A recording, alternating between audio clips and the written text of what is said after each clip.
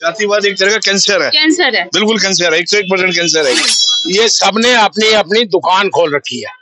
ये मायावती की दुकान, ये मायावत में क्या नाम है उसका, ममता बनर्जी की दुकान, ये मुलायम सिंह की दुकान, ये लालू यादव की दुकान, ये जो है पप्पू की दुकान, पप्पू, उसकी बहन, उसका माँ, उसका वो फलाना, इधर ये भी है दुकान, क्या बोलते हैं आप कहोगे तो बीजेपी की दुकान। पेंशन नहीं है, हम किसके बाद जाते हैं। सुप्रीम कोर्ट ने भी कहा 1 साल हो गया जजमेंट है, कुछ भी नहीं हो रहा। कितनी पेंशन है बताइए? 850।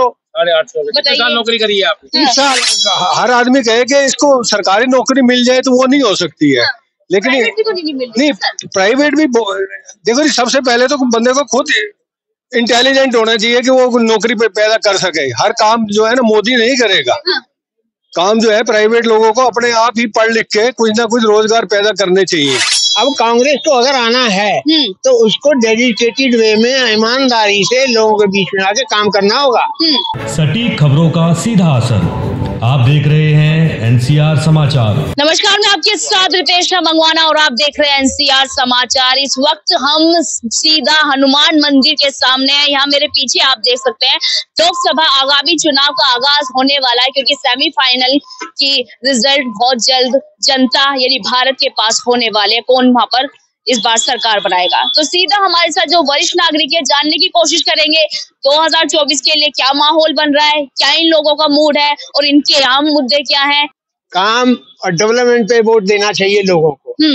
कोई जो भी काम करे, स्वच्छ राजनीति हो, डेवलपमेंट हो, पब्लिक की वेलफेयर हो, और जो काम है गरीब के, मिडिल के, जैसे हम लोग हैं, हम आते हैं, हमने 35 साल सर्विस की है सिविल सप्लाई दिल्ली गवर्नमेंट की। हमारी पेंशन क्या आती है 35 साल बाद, किसी की 800, किसी की 1200, 2000, और लड़ रहे हैं, सुप्रीम कोर्ट तक जा रहे हैं, कोई नहीं सुनने वाला। तो समस्याएं तो बहुत हैं, लेकिन वो गवर्नमेंट जो लोगों की हर समस्याएं को सुने, समझे और उसको कार्यान्वित करे। मैं नाम नहीं लूंगा, झूठ के बोलूं, एक पब्लिक है लेकिन समझदार की जनता है। इशारा किधर को जा रहा है समझदार। इशारा बताइए ना आप। देखिए बीजेपी गवर्नमेंट है, इसमें दो राय नहीं है, गवर्नमेंट तो सारी अच्छी है, नहीं लेकिन जो सबसे अच्छा हो उसको वोट। अब कांग्रेस को अगर आना है तो उसको डेडिकेटेड वे में ईमानदारी से लोगों के बीच में आके काम करना होगा। ABC कोई, लेकिन भाषा जो है सभ्य होनी चाहिए, रेस्पेक्टफुल होनी चाहिए, एक दूसरे की खिल्लियां ना होने। जैसे पार्लियामेंट में क्या होता है, कुर्सियां तोड़ी जाती हैं, अच्छा नहीं है, प्रजातंत्र के लिए अच्छा नहीं है।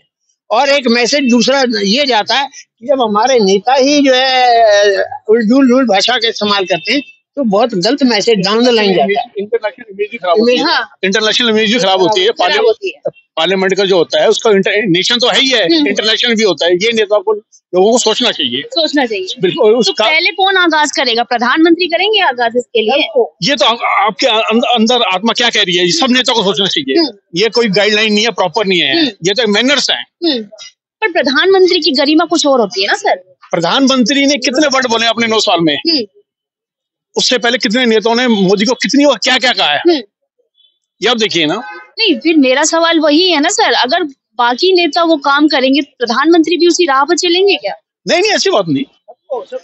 मैं जैसे हम कह रहे हैं काम, उसका काम बोल रहा है। मणिपुर पर क्यों नहीं बोलते प्रधानमंत्री? मणिपुर पे बोलना चाहिए, जिसकी भी। मैं ये नहीं कह रहा कि प्रधानमंत्री हो, ABC कोई भी हो, उसको हर एक टॉपिक पे जहाँ पे देश का कोई भी देश का नागरिक सफर हो रहा है बोलना चाहिए। भाजपा ने आम आदमी के, लेकिन जैसे हमारे लिए सरकारी मुलाजिम है, हमारे लोगों का मेडिकल कार्ड नहीं है, 30-35 साल के बाद पेंशन नहीं है, हम किसके बाद जाते हैं। सुप्रीम कोर्ट ने भी कहा 1 साल हो गया जजमेंट है, कुछ भी नहीं हो रहा। कितनी पेंशन है बताइए? 850।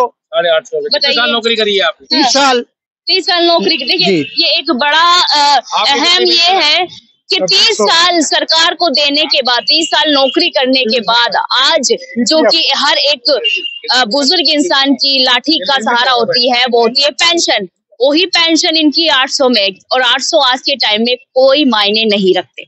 नहीं, भाजपा के आने के बाद तो देश में बहुत अच्छी इम्प्रूवमेंट हुई है, इसमें कोई वो नहीं है। लेकिन कहीं देश की आबादी इतनी है कि हमारा देश जो, हमारी जो गवर्नमेंट है हर जगह अपना यानी कि काम नहीं कर पा रही है। इतने लाखों करोड़ों लोग हैं, अब हर कोई कहे कि इसको सेटिस्फाई कर दिया जाए तो नहीं किया जा सकता है।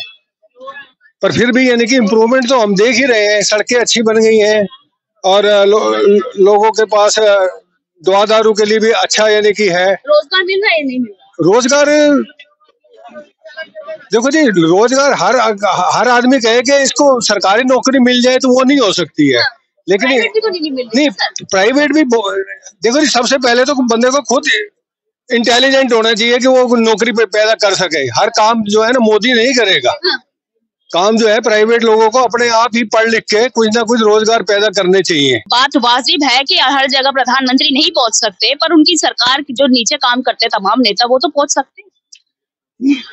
सरकार के देखो नुमाइंदे तो हर जगह हैं, पर हर जगह यानी कि हम कहें कि हर जगह ही ठीक हो, वो नहीं हो सकता। ये जो मणिपुर वगैरह में जो लड़ाई झगड़ा होता है, ये आज से नहीं चला आ रहा है, ये कांग्रेस के टाइम से उससे भी पहले का चला आ रहा है।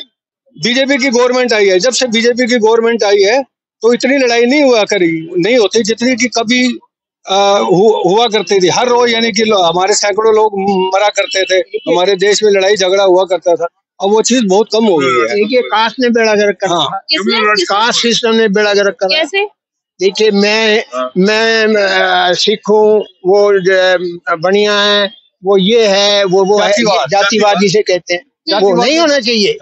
मेरे कौन फैला रहा है जातिवाद? हमारा सिस्टम को आगे आना चाहिए। जो भी गवर्नमेंट में आए उनको पार्लियामेंट है, हमारा पावर है गवर्नमेंट भाई, सबको मिलके अपोजिशन गवर्नमेंट को मिलके बैठना चाहिए, सोचना चाहिए कि देश को हमें जातिवाद से बांटना है, तरक्की की तरफ ले जाना है। कैंसर है। हाँ, ये तरक्की की तरफ।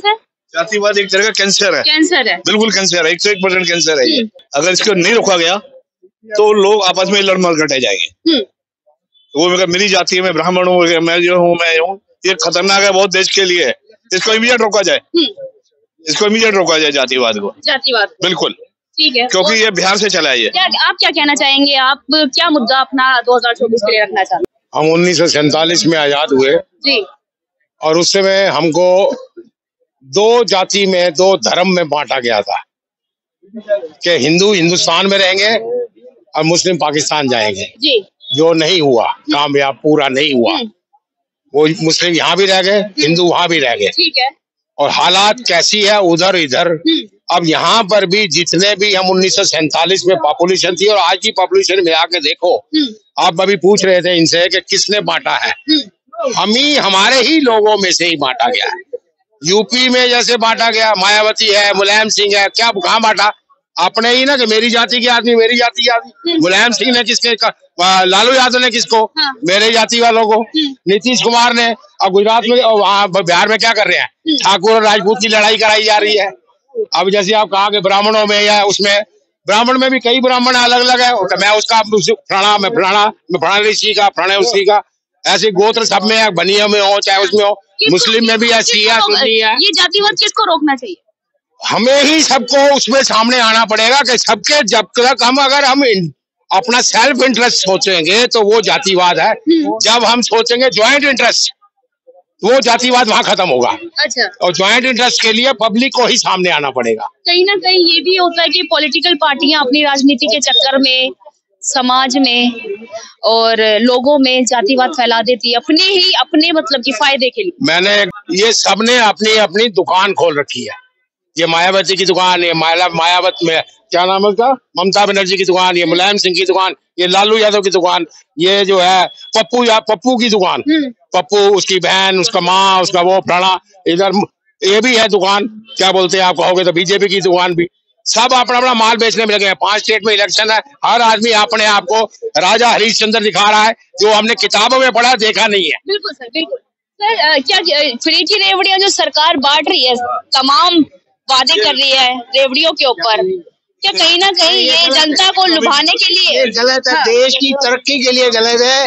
क्योंकि आदमी सेल्फ रिलायंट नहीं होगा। अभी आप कहे थे रोजगार जी, 35 साल हो गए। 35 साल। हाँ, अच्छा 24 मिल रही, 2400 कुछ मिल रही है पेंशन। आपकी क्या समस्या है? समस्या पेंशन की है मैडम, पेंशन की है। उम्मीद है 2024 में अगर कोई भी सरकार आती है, पहला हो जाए तो अच्छा ही है। 2300 रुपए पेंशन में क्या होगा? 2300। आपकी कितनी पेंशन है? मेरी तो 2000 के करीब है मैम। 2000 के करीब। आपकी कितनी है सर? 2200 रुपए पेंशन। 2200। सभी की इतनी है, 2000 के लगभग सभी की पेंशन। तो देखिए, सभी यहाँ पर वरिष्ठ नागरिक बैठे थे, 30-35 साल सरकार को दिए, काम किए उनके लिए, पर आज जो पेंशन बुढ़ापे के सहारा होती है वही इनकी पेंशन 3,000 से ज्यादा भी नहीं है। तो क्या ये घर खर्च चला पाएंगे? क्या अपने बच्चों की परवरिश कर पाएंगे? क्या अपना ही इलाज कर पाएंगे? ये एक बड़ी समस्या है। वहीं 2024 को लेकर जिस तरीके की जातिवाद तमाम पार्टियां रेवड़ियां बांट रही है कि भाई हम आ गए तो हम ये फ्री कर देंगे, हम आ गए तो हम ये सिलेंडर फ्री कर देंगे। क्या फ्री करने के बाद अगर सरकार वही ये सोचे कि हम एक एक रोजगार हर एक घर में दे दे, तो क्या ये फ्री की रेवड़ी बांटनी बंद हो जाएगी? ये तमाम मुद्दे के साथ मैं आपके साथ रितेश मंगवाना और आप देख रहे थे एनसीआर समाचार।